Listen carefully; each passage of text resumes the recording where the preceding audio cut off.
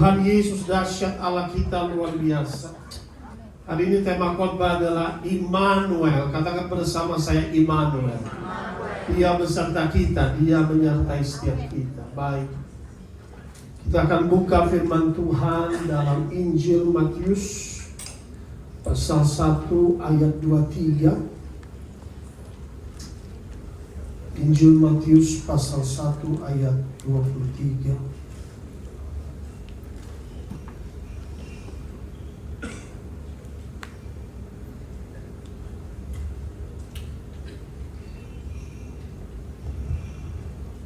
Sesungguhnya anak darah itu akan mengandung dan melahirkan seorang anak laki-laki. Sama-sama kita baca, dan mereka akan menamakan dia siapa? Immanuel, yang berarti Allah menyertai kita, Allah beserta kita. Inilah firman Tuhan yang disampaikan oleh Nabi Yesaya, bahwa digenapi bahwa kelahiran Mesias harus dari seorang perawan, dan akhirnya perawan Maria melahirkan anak laki-laki. Mesias artinya dia yang diutus Allah. Nah, saudara terkasih dalam Kristus, inilah kelahiran adik kodrati. Kelahirannya bukan seperti manusia biasa dari laki-laki dan perempuan, tetapi dia lahir dari Roh Kudus. Immanuel artinya Allah menyertai kita, dan itu sudah cukup. Kalau Allah menyertai kita, Dia menyediakan apa yang kita perlukan, katakan amin. Kalau Allah menyertai kita, berarti Dia melindungi kita. Amen. Kalau Allah menyertai kita, berarti Dia Tuhan yang menyelamatkan kita, katakan amin. Itulah firman yang dikatakan bahwa Allah menyertai kita. Tapi ini saudara terkasih dalam Kristus, kita belajar peristiwa Yesus, di mana sang bayi lahir ini saudara sudah diperhadapkan dengan bayang-bayang salib, saudara. Kenapa saya katakan dia dilahirkan, dihadapkan dengan bayang-bayang salib? Karena ketika Yesus lahir, dia punya tujuan. Dia adalah juru selamat dunia, katakan amin. Untuk menyelamatkan umat manusia. Maka itu dia lahir bukan di istana yang besar, saudara. Tapi Alkitab mencatat bahwa ia lahir di kandang domba, tempat yang katakanlah sangat tidak layak buat kelahiran sang raja. Maka itu saudara, memang salib itu mengingatkan kita mengenai penderitaan. Memang hari ini AC memang agak panas saudara, karena ada salah teknis saya sudah sampaikan. Tapi inilah Tuhan mau kita merasakan bahwa Yesus saja lahir di kandang domba. Amin saudara. Supaya kita juga bisa melihat bahwa dia lahir di kandang domba. Salib itu berbicara mengenai hal yang tidak nyaman, menyangkal diri, ya. Tapi Yesus demikianlah, dia tidak mementingkan diri sendiri, maka dia lahir di tempat yang hina, di tempat yang katakanlah kandang domba. Maka itu saudara terkasih dalam Kristus mengingatkan kita dalam Yesaya 53 ayat 3. Coba tampilkan ayat itu. Yesaya 53 ayat 3.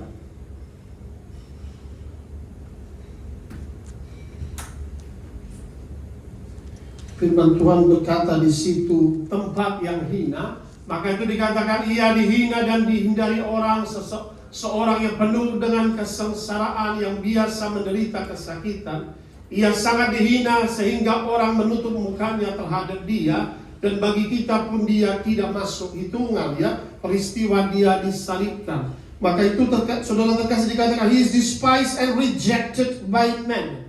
Ketika Yesus lahir, ia lahir di tempat kandang domba, ia dihina.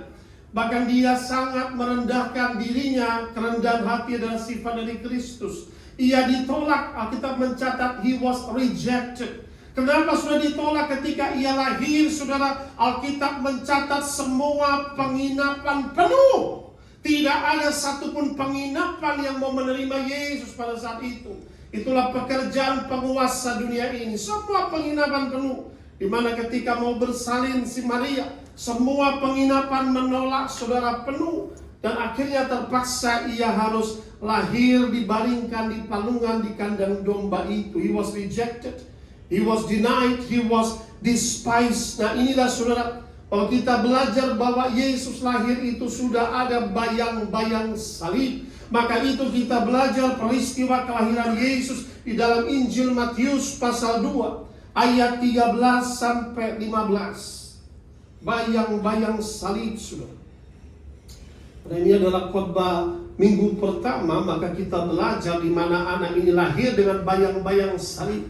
Setelah orang-orang Majus itu berangkat, nampaklah malaikat Tuhan kepada Yusuf dalam mimpi dan berkata, bangunlah, ambillah anak itu serta ibunya. Apa dikatakan? Larilah ke Mesir dan tinggallah di sana sampai aku berfirman kepadamu. Karena Herodes akan mencari anak itu untuk apa? Membunuh dia. Nah, bayang-bayang salib, bayi saja sudah mau dibunuh, sudah. Ayat 14 sudah lihat di situ. Maka Yusuf pun bangunlah, diambilnya anak itu serta ibunya malam itu juga, lalu menyingkir ke Mesir. Ayat 15. Sama-sama baca, dan tinggal di sana hingga apa dikatakan? Herodes mati. Hal itu terjadi supaya genaplah yang difirmankan Tuhan oleh Nabi, dari Mesir kupanggil anakku. Nah saudara, lihat, Yesus lahir ya, usianya sampai di sini pada saat itu usianya kurang lebih, Alkitab mencatat kurang lebih anak ini usia 2 tahun ke bawah. Maka itu dicarilah oleh Herodes ya, saudara terkasih dalam Kristus. Kita bisa melihat bayang-bayang salib. Orang yang mati di atas kayu salib itu adalah orang durhaka, orang yang katakanlah yang berdosa atau pembunuh. Tapi disinilah kita bisa melihat salib itu berbicara menyalibkan atau mematikan kedagingan kita. Nah saudara terkasih dalam Kristus, kita bisa melihat di sini bahwa Herodes betapa kejamnya. Ayat 13 saudara. Herodes ini mencari seorang bayi saudara. Setelah orang Majus itu berangkat, nampaklah malaikat Tuhan kepada Yusuf.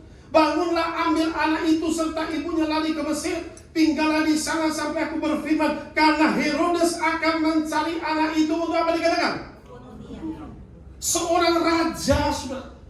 Seorang raja mau membunuh anak bayi. Peristiwa ini coba kita pikirkan. Ngeri sekali saudara, seorang raja merencanakan satu kejahatan untuk membunuh bayi Yesus, saudara. Ini satu hal yang aneh, saudara. Kok bisa? Karena apa? Orang Majus ini datang ke Yerusalem, saudara. Dan dia berkata, di manakah bayi yang baru dilahirkan raja orang Yahudi itu, saudara? Nah, dia bingung, dia takut kehilangan tahtanya. Dia bingung, dia takut kehilangan kerajaannya. Maka dia bilang, di mana dilahirkan? Dia panggil orang-orang ahli Taurat itu. Sehingga akhirnya ditulis catatan di Bethlehem. Lalu dia berkata kepada orang-orang Majus, pergi ke Bethlehem. Kalau menemukan bayi itu, kasih tahu aku. Aku pun akan menyembah dia. Itu adalah kebohongan. Tapi di sini saudara lihat, saudara, betapa kejamnya Herodes. Dia berkata, aku akan mencari anak itu. Tapi tidak ada yang kasih tahu. Ini ada dalam hati Herodes, saudara. Kalau sudah ketemu anak itu, akan kubunuh dia. Tetapi saudara perhatikan di sini.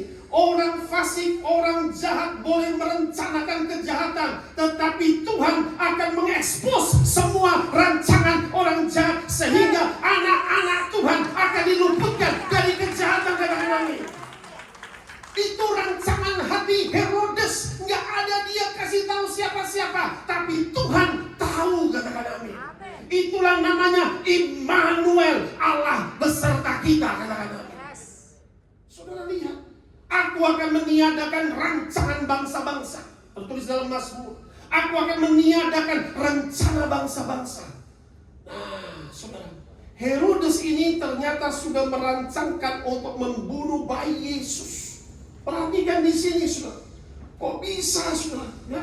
Tapi malaikat Tuhan sudah nampakkan kepada Yusuf dalam mimpi. I will kill that baby before he take my throne. Itulah pekerjaan iblis, mau membunuh supaya mengambil destininya, supaya takdirnya aku ambil bayi ini.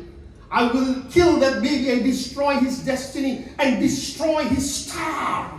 Nah saudara, Ini betapa mengerikan ya. Kita bisa melihat Herodes ini, saudara.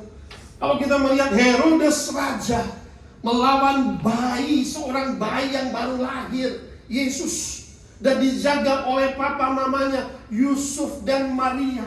Mereka adalah orang-orang sederhana. Itu gambarannya Raja Herodes melawan Yusuf, Maria, orang sederhana. Sama dengan buaya melawan cicak, saudara. Ini sudah betul-betul tidak selevel. Kenapa Raja Herodes punya istana? Dia punya penjara, dia punya prajurit, dia punya senjata, dia punya uang, dia punya kekuasaan, dia punya segalanya. Kenapa bayi Yesus dicari, saudara?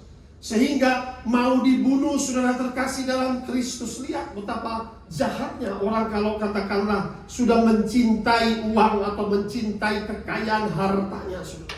Kejahatan yang direncanakan ya. Tapi di sini kita bisa melihat ya, tidak berhasil rencana jahat dari Herodes, karena malaikat sudah menampakkan dalam mimpi kepada Yusuf untuk pergi. Nah, saudara terkasih dalam Kristus, tapi kita bisa melihat di sini ada oknum di balik semua ini, yaitu iblis yang bisa memakai manusia untuk berbuat jahat, saudara.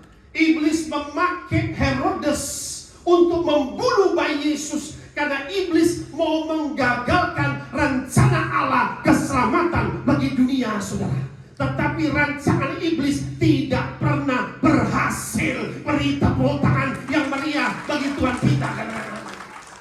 Iblis bisa pakai manusia untuk menggagalkan orang benar. Iblis bisa pakai manusia untuk membunuh, saudara. Kita bisa melihat hal ini yang terjadi kepada bayi Yesus. Masih baby loh, saudara, mau dibunuh sama Herodes ya. Tapi disinilah saudara terkasih dalam Kristus betapa skenario yang dibuat iblis luar biasa. Dia pakai pemerintah, dia pakai seorang raja yang berkuasa, saudara ya, mempunyai kebencian kepada anak bayi yang baru lahir. Nah, saudara terkasih dalam Kristus, tapi kita bisa melihat bagaimana bisa selamat satu keluarga ini. Kuncinya ayat 14 ketika disampaikan kepada Yusuf. Ayat 14, maka Yusuf pun bangunlah, diambillah anak itu serta ibunya malam itu juga, lalu menyingkir ke Mesir. Saudara catat baik-baik, ketaatan Yusuf menyelamatkan keluarganya. Kalau Yusuf nggak pergi, nggak keluar, saudara, apa yang terjadi? Mungkin hal yang buruk terjadi. Dikejar-kejar, saudara. Maka itu, saudara, kalau kita dengar firman Tuhan, taatilah firman Tuhan. Amin. Dia dengar firman, malaikat itu berkata, keluarlah Yusuf, menyingkirlah ke Mesir. Nah, tapi Yusuf taat. Seringkali Tuhan ngomong sama kita, kita tidak taat, saudara. Akhirnya kita kena celaka, saudara. Ada amin? Yes. Tapi Yusuf memilih taat. Dia mau keluarganya diselamatkan. Ketaatan Yusuf menyelamatkan keluarganya. Artinya apa, saudara? Tuhan selalu menyelamatkan anak-anaknya. Amin. Ya, Tuhan selalu menyelamatkan anak-anaknya. Tuhan berbicara dalam mimpi dan penglihatan ini, dan Yusuf taat dan luar biasa ya. Sehingga apa yang terjadi, bahwa satu keluarga ini selamat. Lalu ayat 15 dikatakan demikian, tinggal di sana hingga Herodes mati. Hal itu terjadi ya. Nah, saudara, kita lihat ketika Herodes gagal mendapatkan bahwa orang Majus tidak kembali, tidak dikasih tahu bagaimana ini bayi Yesus di Bethlehem ditemukan atau tidak. Tapi dia tahu bahwa ada bayi itu di Bethlehem. Dia tahu bahwa orang Majus sudah berjumpa, tapi dia tidak dikasih tahu. Dia kecewa, saudara. Makin kejam sekali Herodes ini. Coba kita baca lagi Matius pasal 2 16 sampai 18. Boleh Pak Jimmy bacakan di sini. Matius pasal 2 16 sampai 18. Matius pasal 2 ayat 16, demikian bunyi firman Tuhan. Ketika Herodes tahu bahwa ia telah diperdayakan oleh orang-orang Majus itu, ia sangat marah. Lalu ia menyuruh membunuh semua anak di Bethlehem dan sekitarnya, yaitu anak-anak yang berumur 2 tahun ke bawah, sesuai dengan waktu yang dapat diketahuinya dari orang-orang Majus itu. Dengan demikian, genaplah firman yang disampaikan oleh Nabi Yeremia. Terdengarlah suara di Rama tangis dan ratap yang amat sedih. Rahel menangisi anak-anaknya dan ia tidak mau dihibur sebab mereka tidak ada lagi. Kita bisa melihat saudara peristiwa Natal itu memang sebetulnya kalau kita bisa lihat di Bethlehem ini diawali juga dengan tangisan.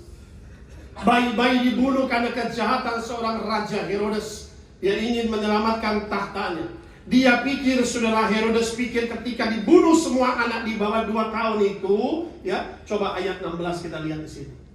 Ayat 16. Ketika Herodes tahu bahwa ia telah diperdayakan oleh orang-orang Majus, orang Majus sudah kembali dia kasih tahu. Ia sangat marah, murka. Lalu ia menyuruh pasukannya membunuh semua anak di Bethlehem dan sekitarnya, yaitu anak-anak berumur 2 tahun ke bawah. Dari sini kita bisa tahu bahwa Yesus sudah ketika orang-orang Majus ke situ usianya kurang lebih 2 tahun ke bawah, 1,5 tahun. Sesuai dengan waktu yang didapat diketahuinya dari orang-orang Majus itu. Ketika Yesus lahir, orang-orang Majus melihat ada bintangnya. Dan itu mereka ada di Persia. Perjalanan kurang lebih 6-8 bulan ke Yerusalem. Nah, sudah. Maka itu dihitung kurang lebih anak itu di bawah 2 tahun. Sudah perhatikan. Dibunuh semua anak di bawah 2 tahun. Pikir Herodes selesai. Musuhnya anak kecil ini sudah mati, saudara. Tetapi saudara, orang boleh merancangkan kejahatan, tapi tidak akan berhasil. Ini loh saudara, kita bisa melihat, dia pikir, wah berhasil. Sudah dibunuh saudara, tetapi ternyata gagal juga, ya. Artinya apa? Tuhan sanggup melepaskan dari orang kejam. Maka itu dikatakan dalam Mazmur Daud berkata demikian. Sekalipun aku berjalan dalam lembah kekelaman, aku tidak takut bahaya. Gadamu dan tongkatmu itulah yang menghibur aku, katakan amin. Saudara, itu mengalami bahaya. Yesus mengalami ancaman. Usia bayi, saudara. Papa mama dari Yesus ini, yaitu Yusuf dan Maria, harus lari ke Mesir, saudara. Nah, ya, tadinya mereka harus lari ke Bethlehem, dari Bethlehem lari lagi ke Mesir, saudara. Tapi mereka mau taat kepada Tuhan dan pemeliharaan Tuhan sangat sempurna. Coba kita bisa melihat di sini, ya, memang ada orang-orang fasik bisa menyerang anak-anak Tuhan. Maka itu saudara terkasih dalam Kristus, bayi ini mau dibunuh, bayi Yesus tidak terjadi karena apa? Ketaatan. Saudara, saya kasih tahu, di dalam Kristus engkau tidak akan mati muda. No premature death in Christ. Asal kau taat kepada firman Tuhan. Amen. Nah, saudara terkasih dalam Kristus, kita baca Mazmur 71 ayat 1 sampai dengan 4 secara gantian. Memang ada orang-orang kejam bisa dipakai iblis untuk menyerang anak-anak Tuhan. Mazmur 71 ayat 1 sampai dengan 4. Padamu ya Tuhan aku berlindung, janganlah sekali-kali aku mendapat malu. Ayat 2, mari. Lepaskanlah aku dan luputkanlah aku oleh karena keadilan-Mu. Sandarkanlah telingamu kepadaku dan selamatkanlah. Yes. Jadilah bagiku gunung batu, tempat berteduh, kubu pertahanan, untuk menyelamatkan aku. Sebab engkaulah bukit batuku dan pertahananku. Ayat 4. Ya Allahku, luputkanlah aku dari tangan orang fasik, dari cengkraman orang-orang lalim dan kejam. Yes. Ya Allahku, doa Daud, luputkan aku dari tangan orang fasik, dari cengkraman orang-orang lalim, dan dari tangan orang-orang kejam, saudara. Kita sebagai anak Tuhan, kita boleh minta perlindungan Tuhan, katakan amin. Boleh minta perlindungan Tuhan, lindungilah kami, engkaulah gunung batu, tempat kami berlindung, kubu benteng pertahanan kami. Kita boleh minta keadilan Tuhan. Dia Tuhan yang melindungi, dia Tuhan yang menyelamatkan dari tangan-tangan orang fasik. Orang-orang benar memang bisa diserang, saudara. Kalau kita melihat peristiwa di mana Sadrak, Mesak, Abednego, mereka adalah orang-orang benar, saudara. Ada amin? Tapi mereka juga mengalami penganiayaan, saudara. Sadrak, Mesak, Abednego itu, saudara, perhatikan, mereka ditangkap bukan karena mereka berbuat crime, bukan karena mencuri, bukan karena membunuh atau melakukan kejahatan, tapi karena ibadah mereka. Sadrak, Mesak, dan Abednego dilempar ke perapian yang menyala-nyala, saudara. Pada saat itu raja membuat satu patung di arak, saudara. Dan ketika semua harus menyembah patung raja itu, tapi didapati bahwa ada 3 orang di kerajaan itu, Sadrak, Mesak, dan Abednego. Mereka menolak menyembah patung raja itu. Raja itu sangat kejam dan kesal sekali. Orang fasik, maka itu sudah dia berkata demikian, aku berikan kamu kesempatan terakhir. Ini kalau kamu tidak menyembah, ku lempar ke perapian yang menyala-nyala. Tapi jawaban mereka demikian, ya Tuan Raja, sekalipun Tuhan kami tidak menolong kami, tetapi kami tidak akan menyembah ilah buatan tangan manusia, sebab kami menyembah Allah yang hidup. Katakan amin. Ikut Tuhan, jangan kompromi. Katakan amin. Iya, ini akhir zaman, saudara. Nanti akan ada ujian-ujian iman bagi setiap kita, di mana orang harus menyangkal Yesus. Nanti kalau nggak bisa, saudara, nanti itu harus 666, saudara. Akhirnya orang akan kompromi. Yesus tahu hati saya. Tidak, saudara. Kita dicari di akhir zaman adalah orang-orang seperti Sadrak, Mesak, Abednego, dan Daniel yang setia sampai akhir. Katakan amin. Barang siapa setia sampai akhir, aku besertamu, kata Tuhan. Amin. Ini, saudara, kita harus persiapkan diri. Dunia makin jahat. Antikristus sudah membuat rencana yang luar biasa, saudara. Ini semuanya nanti akan one world system, one world organization. Nanti semua akan diuji imannya. Tapi didapati hanya 3 orang ini setia, saudara. Kami gak akan menyembah. 7 kali panaskan api itu. Waduh, saudara. Mereka diikat, saudara. 7 kali panaskan api itu, mereka diikat. Dan Alkitab mencatat serdadu-serdadu yang mengikat, lempar. Serdadu yang mau melempar, lempar sendiri, saudara. Artinya apa, saudara? Orang yang mau melempar, saudara, adalah orang sendiri itu yang akan terlempar. Itu kata Alkitab. Orang yang memasang jerat supaya saudara jatuh ke jerat itu, orang itu sendiri akan jatuh ke jerat itu. Orang yang menggali lubang untuk saudara jatuh ke lubang itu, orang itu sendiri akan jatuh ke lubang itu. Sebab itu kata firman Tuhan, beri tepuk tangan yang meriah-meriah kita. Serdadu yang mengikat, yang mau melempar, Alkitab mencatat serdadu itu jatuh ke api dan mereka terbakar hangus. Orang-orang yang lihat kaget sekali. Seram kali.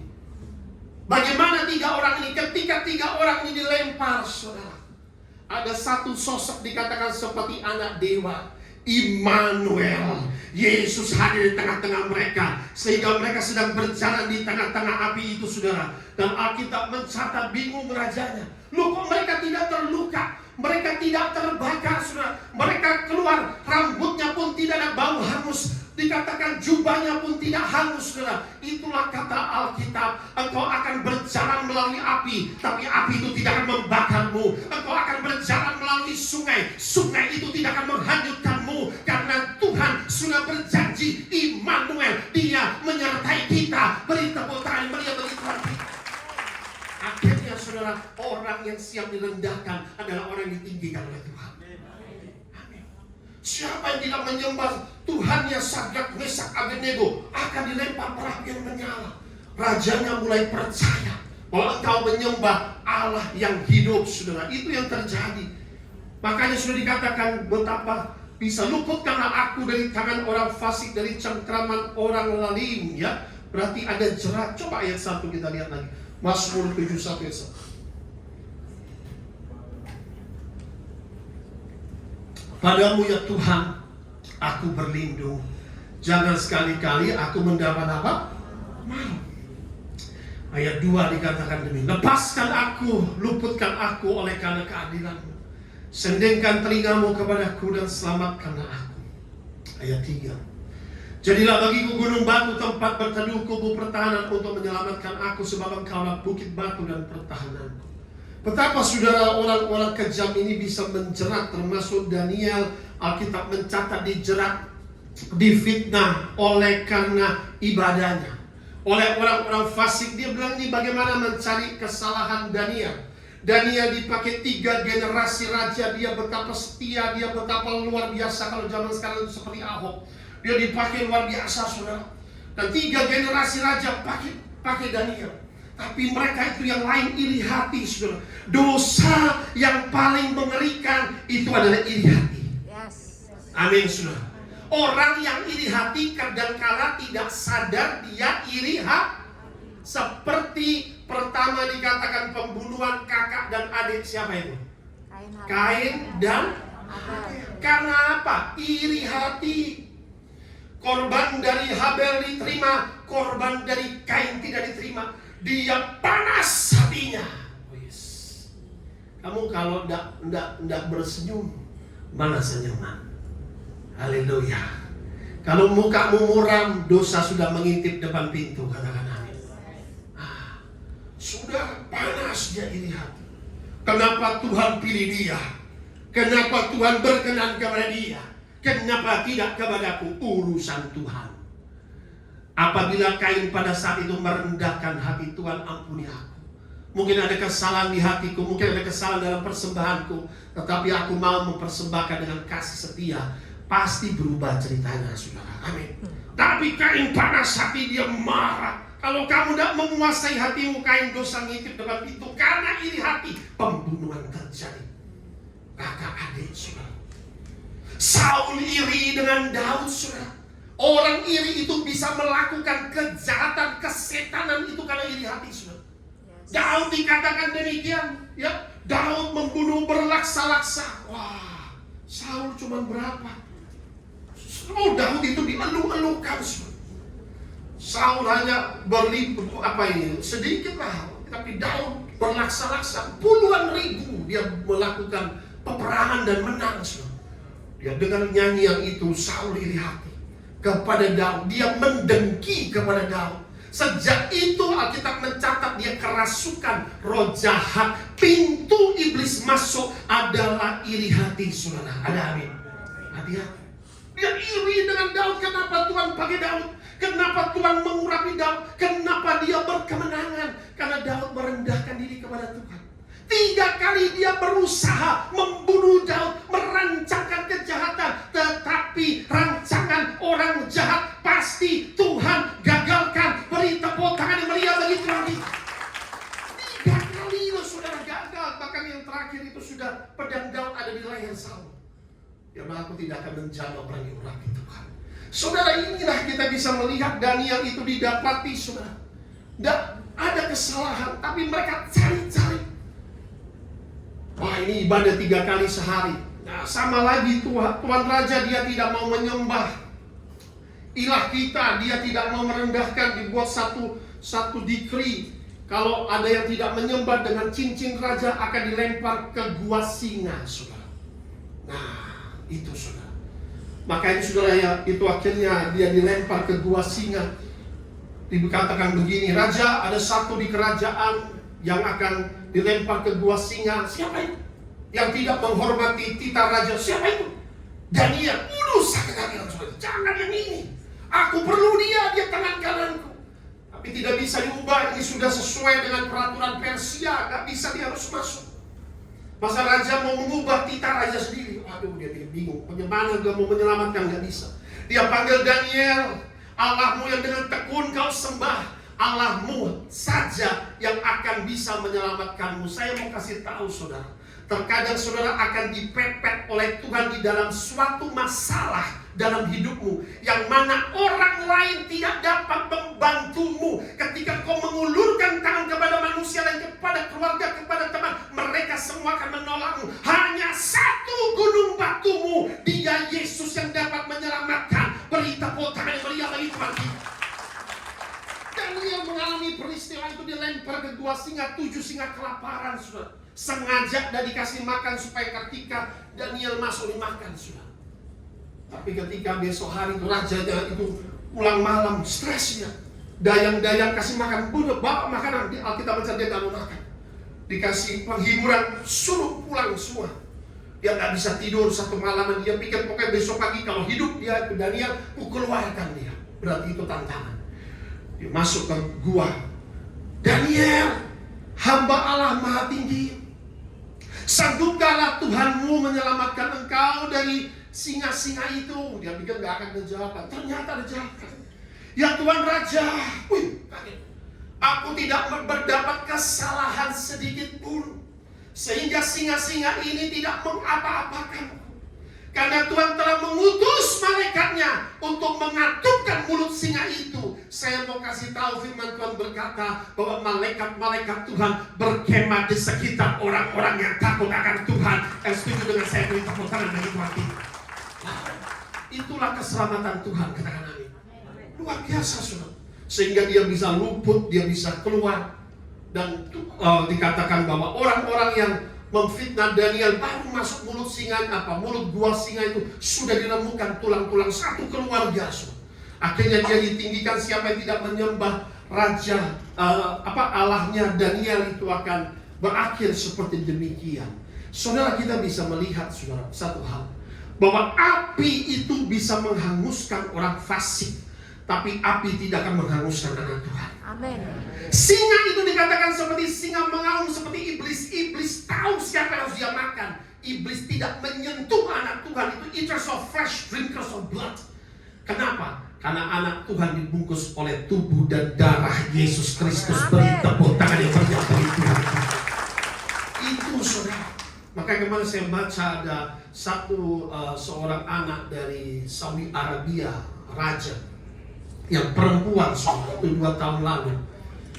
Dia menerima Yesus sebagai Tuhan dan Juru Selamat. Aduh, sudah disiksa. Masuk pengadilan, penjara, kasih kesempatan, suruh menolak Yesus.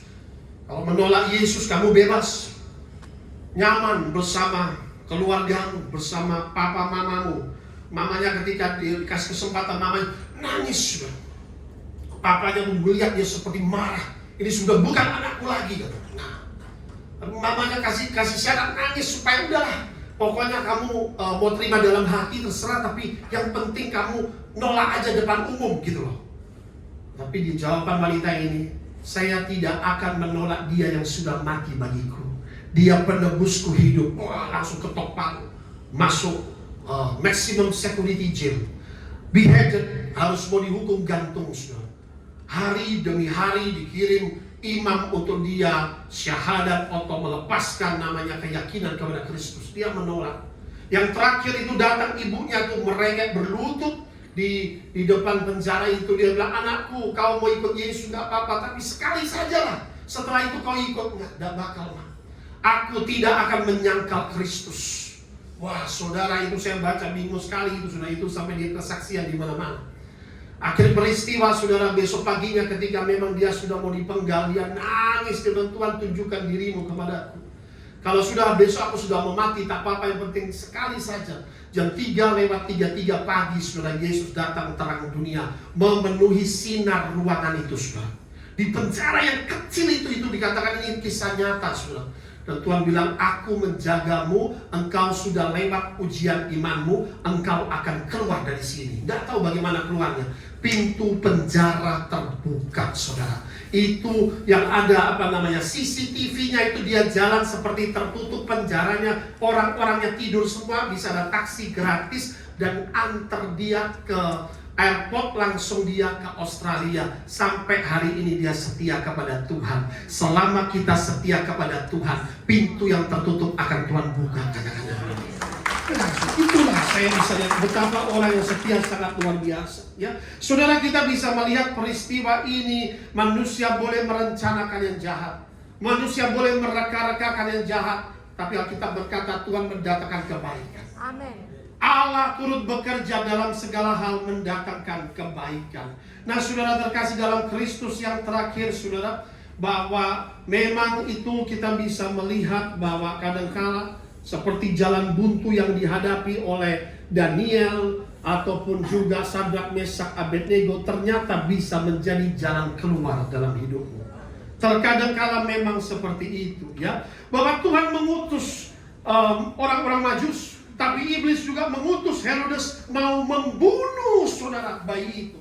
Tapi rancangan iblis itu digagalkan. Tapi Tuhan mengutus orang-orang Majus untuk memberkati bayi itu dengan emas, kemenyan, dan mur. Maka itu orang Majus pulang dengan keselamatan dan diberkati oleh Tuhan. Katakan amin.